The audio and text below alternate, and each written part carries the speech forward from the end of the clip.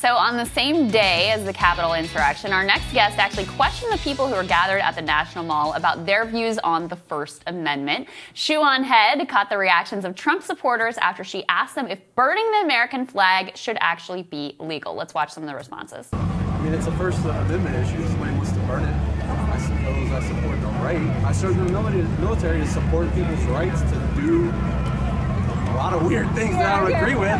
No. No?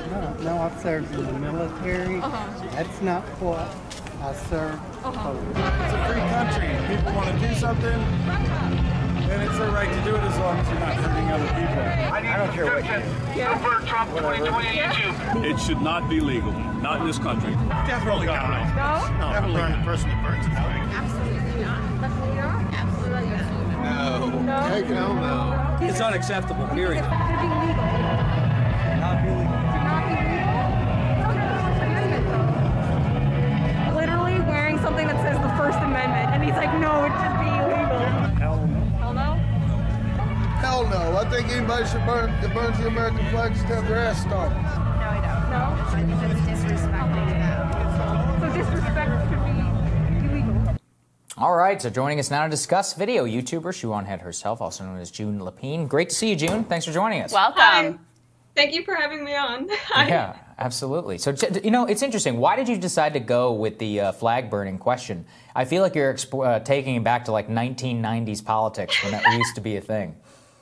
Well, in a video I did months ago, I briefly brought up when Trump brought up how he wanted to put people in jail for a year for burning the flag. He was repeating that often towards the end of his presidency. It was like a talking point he just kept bringing up. So he's the one who brought it up back from the 90s. But well, he is old, so that's true. Yeah. So I was like, you know what? I'm gonna make a video about this, like this whole topic. And then at the last second, I decided, you know what? I'm gonna go to a Trump rally and get like their opinions on this.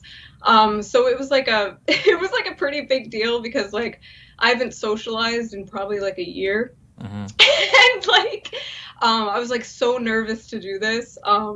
My microphone didn't work. I had to like improvise with like a fake microphone at the last minute. Everything about it was crazy.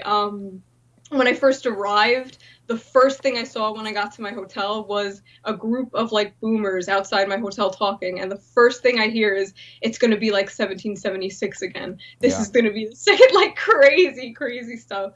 But yeah, it was really fun to do. It was a last second thing. It was pretty spontaneous, and I'm really glad I did it though. I think it's an interesting topic. It's a test. It's like a freedom of speech like test to see. Yeah.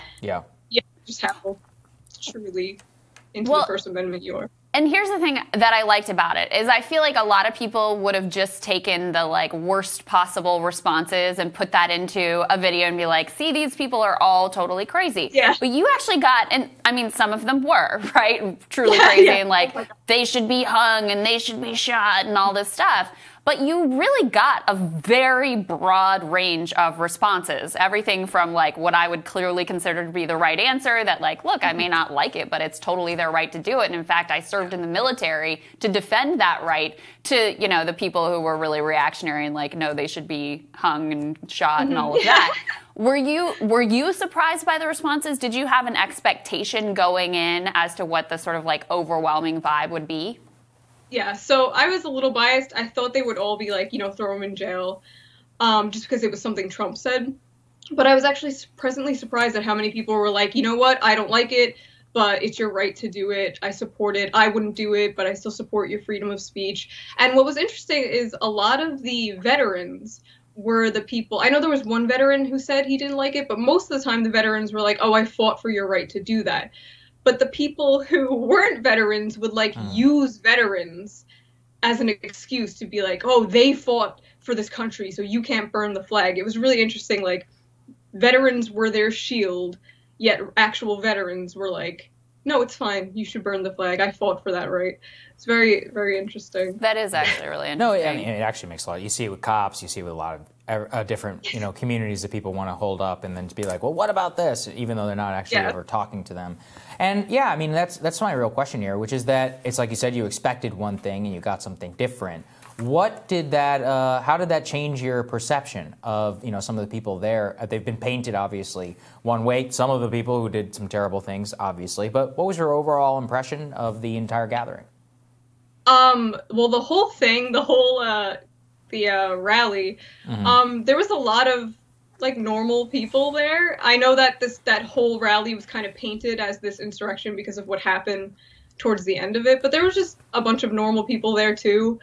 And honestly, like, all the Trump supporters are different. There's the more libertarian leaning ones, and then there's more, crazy ones who are way more authoritarian and like feelings over facts kind of people, and like fascistic and stuff like that. So yeah. But overall, yeah, it did kind of change my opinion. Like, I went in there totally biased. I thought they would all be like, oh no, send them in jail, and didn't turn out that way. So it was interesting, yeah. What was the vibe like? Were you surprised when you saw the footage later of what transpired, like immediately after you talked to these people? So I actually wasn't surprised, because as soon as Trump got on stage, there was this like Jim Jones vibe. It got very, very culty. I felt like they were all just gonna drink the Kool-Aid and pass out on the lawn. Like it got really bad. Like they were chanting like, "We love Trump, we love Trump." It was nuts. And he was really hyping them up, and you could tell like the energy changed completely. The energy went from kind of like a relaxed rally to like this like war rally cry. It was insane. So I wasn't too surprised something kind of popped off, but I thought it was going to be like a fight between like Antifa and the Proud Boys or something. I didn't know they were going to storm the Capitol, so that was insane.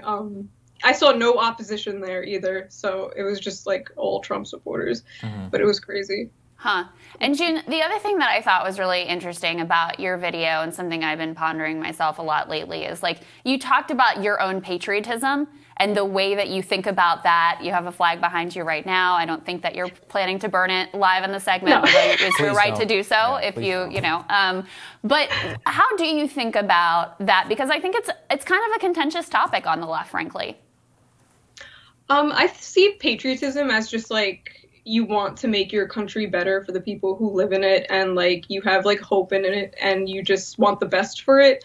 I feel like a lot of people see patriotism as like blind nationalism, just like worshiping just, a flag, just the colors, and like, the special song, Pledge of Allegiance, and the president and stuff like that, just blind loyalty. And I feel like it should be more like just, I don't know, wanting the best for your country, I guess. And I feel like, I don't know, wanting the best for your countrymen. And I feel like the left should embrace patriotism, like a healthy amount of patriotism. I don't know if this is a healthy amount. This might be a little too much, but like, yeah, I feel like, I don't know, I feel like that's something that some left-wing people should do. Yeah. Because I feel it's a great country despite all its many, many, many flaws, I think. Yeah. Well said. June, it's so great to have you. Thank you. Everybody should go subscribe, Shoe0nHead on YouTube, follow your amazing Twitter account. I get notifications on your tweets, actually, so if it seems like I'm stalking you, that's why. So keep it good. Keep it good. So sorry. So anyway, glad to have you on the show for the first time, and we really appreciate you. The video is fantastic. Thank you, June. Thanks, June. Thanks for having me. Bye. Next on Rising, we're going to tell you about a new interesting ad by the president's brother. Listen, Rising continues.